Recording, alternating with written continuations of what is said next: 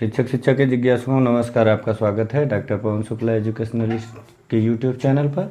आप जान ही रहे हैं कि हम लोग यहाँ जो बिहेवियरल साइंस है, यानी जो शिक्षा शास्त्र एजुकेशन है, उसकी चर्चा यहाँ कर रहे हैं। और उसकी चर्चा का क्रम इस समय जो है basic consumptions of experimental research पहुँचा है। हमने अभी पिछले वीडियो में क्या देखा? पिछले वीडियो में हमने रिसर्च के बारे में पढ़ा कि जो एक्सपेरिमेंटल रिसर्च है वह क्या है, उसकी डेफिनेशन क्या है और उसके जो स्टेप्स हैं उसके बारे में देखा। क्योंकि ये एक एक्सपेरिमेंटल रिसर्च है। रिसर्च के टाइप्स में थर्ड टाइप जो है यह बहुत ही महत्वपूर्ण टाइप है। इसमें जो है आप जानते ही हैं कि जो प्रॉब्लम होती है उसका सलूशन पूरी तरह साइंटिफिक वे में किया जाता है। पूरी तरह से साइंटिफिक वे होने के कारण ये एक्सपेरिमेंटल रिसर्च जो है बहुत ही इम्पॉर्टेंट हो जाता है। इसका यूज भी हर जगह होता है।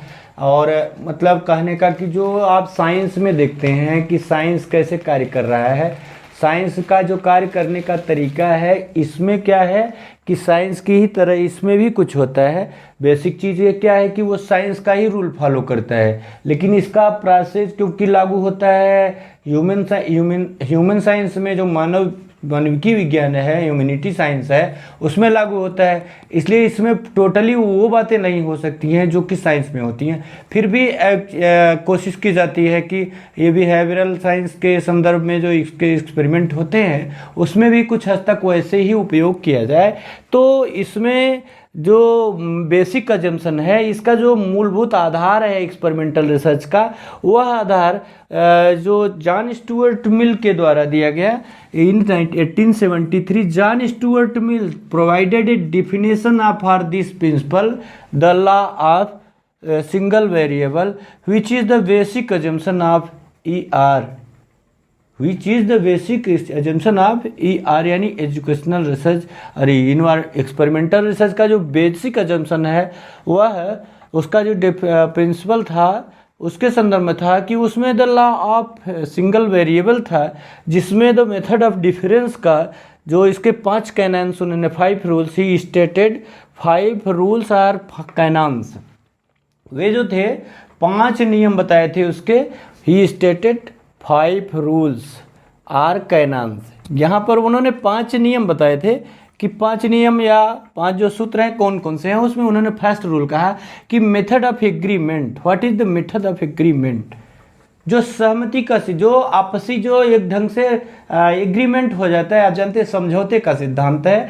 तो जो मेथड ऑफ एग्रीमेंट है उसमें क्या होता है कि जो वेरिएबल्स, यहाँ वेरिएबल्स की बात होती है, डिपेंडेंट और इंडिपेंडेंट वेरिएबल की बात होती है। तो जो डिपेंडेंट वेरिएबल होता है, डिपेंडेंट वेरिएबल पर आप जानते हैं, डिपेंडेंट वेरिएबल पर हम देखते हैं कि जो इंडिपेंडेंट वेरिएबल है उसमें जो मैनिपुलेशन किया गया, उसमें जो हेर फेर या बदलाव किया गया है, उसका ही इफेक्ट हम यहाँ एक्सपेरिमेंटल रिसर्च में देखते हैं। और वही जॉन स्टुअर्ट मिल भी कर रहे हैं कि जो एग्रीमेंट है, जो समझौता होता है दोनों चरों के संदर्भ में, इसको देखते हैं। और दूसरी बात है the method of difference. Method of difference में वे कहते हैं कि जो यदि 2 परिस्थितियाँ समान होती हैं, उसकी व्याख्या नीचे दी गई है कि दो परिस्थितियाँ समान हों, 2 कंडीशंस एकदम समान हो, सब कुछ समान हो, लेकिन उसमें से एक वेरिएबल कोई घटा दिया जाए या एक कोई वेरिएबल बढ़ा दिया जाए। जो कंडीशन में एक वेरिएबल बढ़ा दिया जाए या एक वेरिएबल घटा दिया जाएगा, तो एक वेरिएबल घटाने से या बढ़ाने से फर्स्ट, जैसे मान लीजिए एक पोजीशन A है, एक ग्रुप है और एक ग्रुप B है, दोनों ग्रुप में लगभग सब कुछ कॉमन है, सेम है। तो और अभी इसको क्या है कि ये ग्रुप में अगर दोनों में कोई एक चीज़ जोड़ दी जाए, है, तो एक चीज़ इसमें जोड़ी गई, इसमें नहीं जोड़ी गई। मान लीजिए कि 2 सेक्शन A और B हैं क्लास 10th के, तो जिसमें क्लास 10th के सेक्शन A में जो है आधुनिक तकनीकियों के माध्यम से टीचिंग की जा रही है। जो मॉडर्न टेक्निक्स हैं उनके द्वारा, प्रोजेक्ट के द्वारा या फिर फिल्म स्ट्रिप्स के द्वारा या फिर और किसी विधा से इसमें जो है टीचिंग का एक प्रयोग किया जा रहा है। तो ये पर वो सिस्टम लागू किया गया, अभी पर लागू नहीं किया गया। तो जो उसका फाइनल रिजल्ट होगा कुछ दिनों के बाद, जो उसका अचीवमेंट होगा, आप अचीवमेंट को देखेंगे तो अगर 10 में से इसका 8 रहा है तो निश्चित रूप से इसका 6 होगा।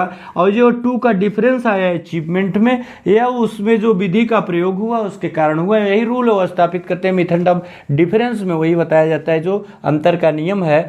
और तीसरा तो उन्होंने बताया था ज्वाइंट मेथड की। ज्वाइंट मेथड मतलब एग्रीमेंट एंड डिफरेंस दोनों को जोड़ दिया जाता है, तब ये नियम तैयार होता है।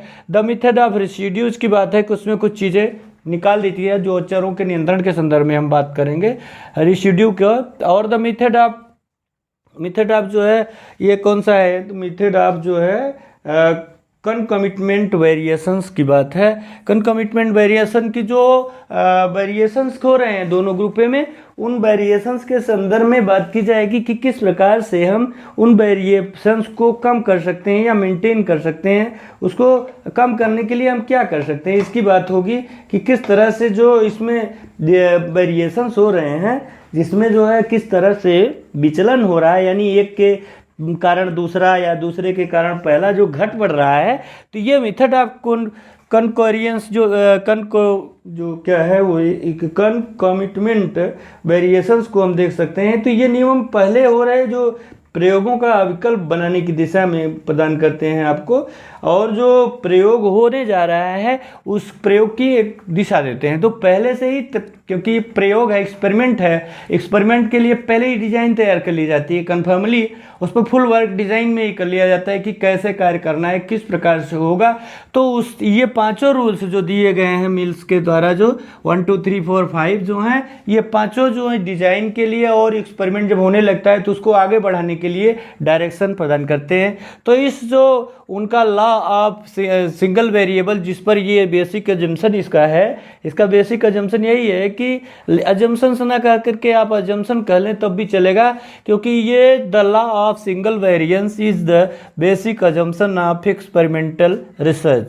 अब इसमें आगे देखें, अब तो आगे जे जो जॉन स्टुअर्ट मिल यानी मिल जो J.S. मिल थे, वे कहते हैं कि if an instant in which the phenomena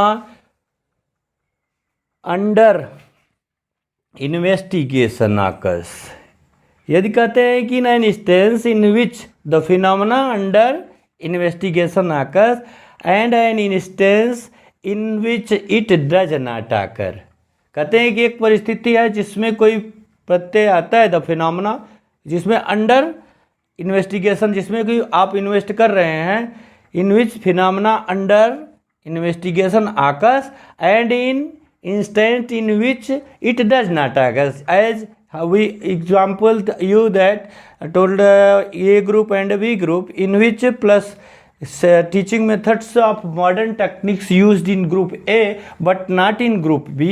This is here as given by J.N. Stuart Mill.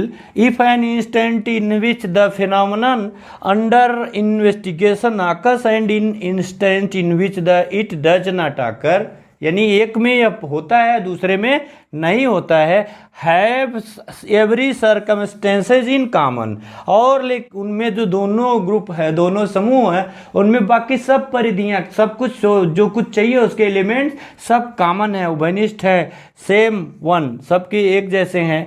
That one occurring only in the, जो अब प्राप्त हो रहा है, इन द फॉर एवर, जो कि प्राप्त होगा आगे आपको मिल रहा है, the circumstances in which alone the two instances differ is the effect or the cause or an indispensable part of the cause of the phenomena.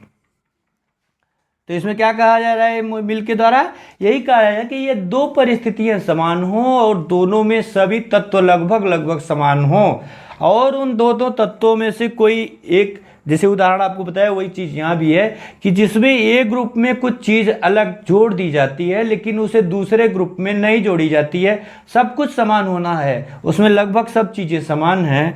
तो ए का जो इफेक्ट आएगा, देखो इंस्टेंट डिफर जो कि अंतर आता है, वही इफेक्ट आर द काज, वह प्रभाव है या कारण है or an indispensable part of the cause of the phenomena, या फिर कोई भी जो प्रत्यय है, फिनोमेना है, जो प्रपंच किया गया है, उस फिनोमेना का वही इफेक्ट है, काज है।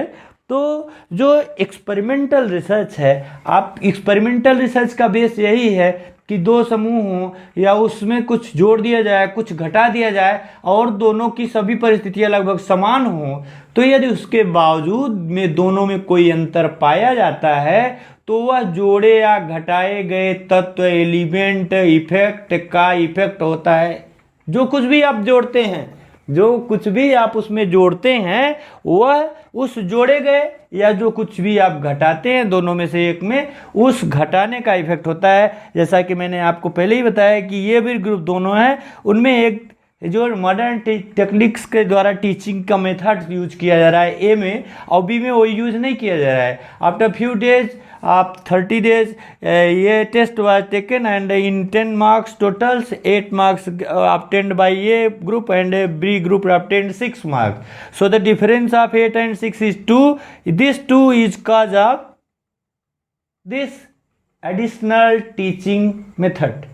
जो आप 2 अंक का अंतर देख रहे हैं उनकी शैक्षिक निष्पत्ति में, वह इस टीचिंग में टेक्नोलॉजी, जो टीचिंग मेथड का यूज किया गया है, उसके कारण है। यही बात एक्सपेरिमेंटल रिसर्च का पूरा बेस है। आप आगे और डिटेल पढ़ेंगे कि इसके वेरिएबल्स क्या होते हैं, इसको कैसे कंट्रोल किया जाता है, इसकी डिज़ाइन क्या होती है, हम एक एक करके समझेंगे। लेकिन ये बेसिक कंसेप्ट था जिसके आधार पर जो the law of single variable, एक चर का जो नियम था, और इसके जो 5 ये कैनन्स हैं, उपसूत्र हैं, इनके द्वारा आपको इस बात को पूरी तरह से स्पष्ट समझ लेना चाहिए। प्रयोगात्मक अनुसंधान वही होगा जिसमें एक ग्रुप में कुछ जोड़ा या घटाया जाए, दूसरे पे कुछ न रखा जाए और दोनों के तुलनात्मक अध्ययन में अंतर पाया जाता है, तो वो जोड़ा या जो घटाया जाता है उसी का वह प्रभाव होता है। तो इस प्रकार से हमने आज इस वीडियो में basic assumptions of experimental research को समझा, यानी जो प्रयोगात्मक अनुसंधान है उसकी आधारभूत अवधारणा को आपने समझा। आप कमेंट बॉक्स में आइए, जो कुछ कहना हो कहिए, आपका स्वागत है। चैनल लाइक शेयर सब्सक्राइब और अवश्य कर लीजिए। धन्यवाद, नमस्कार।